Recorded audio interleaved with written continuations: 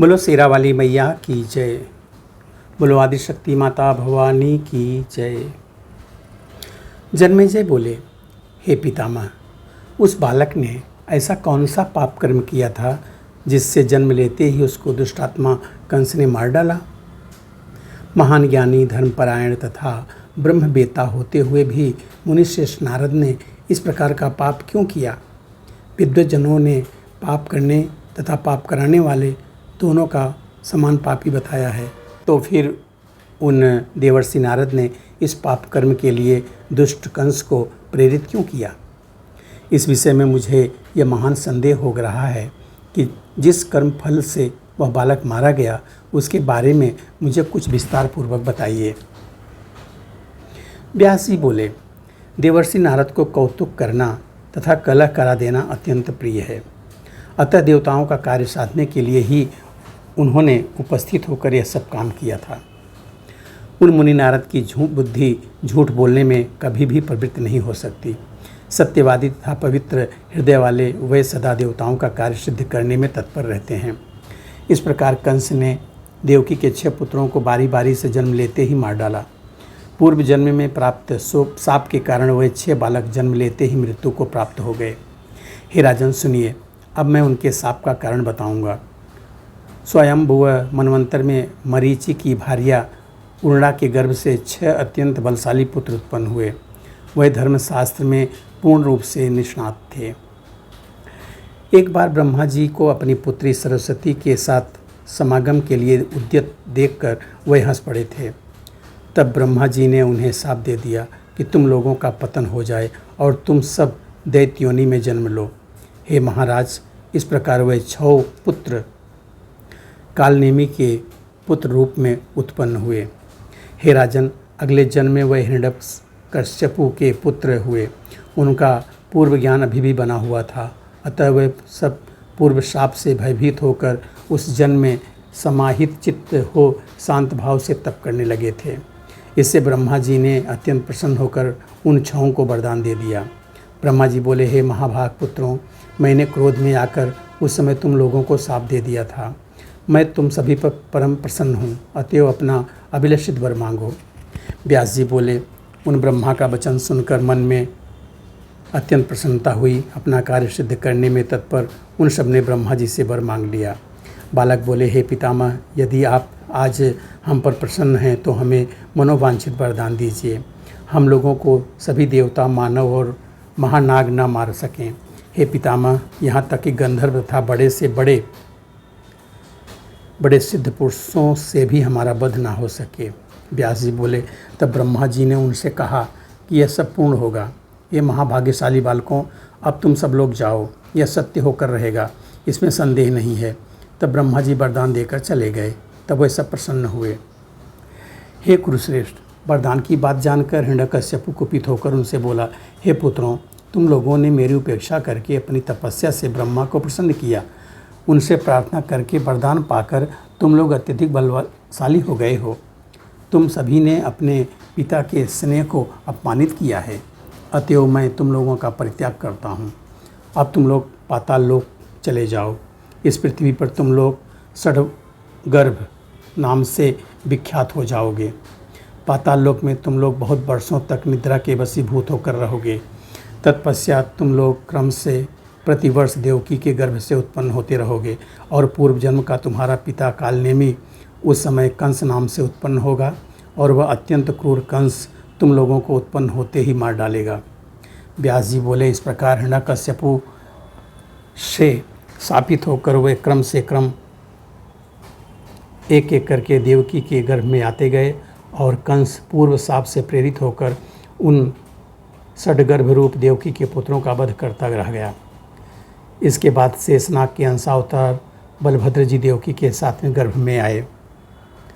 तत्पश्चात योग माया ने अपने योग बल से उस गर्भ को च्युत कर दिया और हठात खींचकर उसे रोहिणी के गर्भ में स्थापित कर दिया।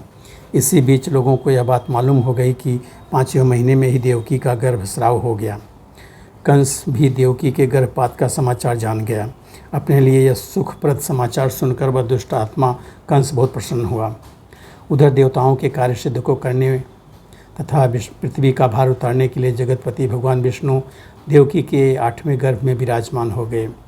राजा बोले, हे मुनिश्रेष्ठ, आपने यह बता दिया कि वसुदेव जी महर्षि कश्यप के अंशावतार थे और उनके यहाँ शेषनाग तथा भगवान विष्णु अपने अपने अंशों से उत्पन्न हुए। हे अनघ, देवताओं के अन्य जो भी अंशावतार पृथ्वी की प्रार्थना पर उनका भार उतारने के लिए आए हुए हैं, उन्हें भी बताइए। व्यास जी बोले, हे राजन, देवताओं तथा असुरों के जो जो अंश लोक में विख्यात हुए, उनके विषय में संक्षिप्त रूप से बता रहा हूँ, आप उन्हें सुनिए। वसुदेव कश्यप के अंश से तथा देवकी अदिति के अंश से उत्पन्न हुई थी। बलदेव जी शेषनाग के अंश थे। इन सभी के अवतरित हो जाने पर जिन धर्मपुत्र श्रीमान नारायण के विषय में कहा जा चुका है, उन्हीं के अंश से ही साक्षात भगवान कृष्ण ने अवतार लिया। मुनिवर नारायण के श्री कृष्ण रूप में अवतार हो जाने पर उनके नर नामक जो छोटे भाई हैं, उनके अंश रूप अर्जुन का प्राकट्य हुआ था। महाराज युधिष्ठिर धर्म के अंश, भीमसेन पवनदेव के अंश तथा माद्री के दोनों महाबली पुत्र नकुल और सहदेव दोनों अश्विनी कुमारों के अंश कहे गए हैं। कर्ण सूर्य के अंश से प्रकट हुए और विदुर को धर्म का अंश बताया गया है।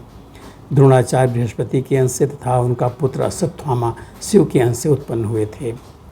विद्वानों का मानना है कि समुद्र के अंश से महाराज संतनु तथा गंगा के अंश से उनकी भार्या उत्पन्न हुई थी।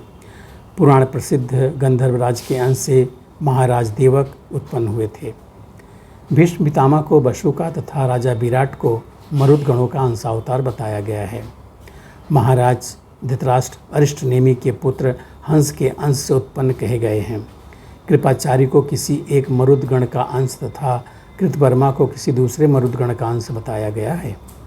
हे राजन, दुर्योधन को कली का अंश तथा शकुनी को द्वापर का अंश समझिए। प्रसिद्ध सोम नंदन सुवर्चा पृथ्वी पर सोमप्ररु नाम से विख्यात हुए।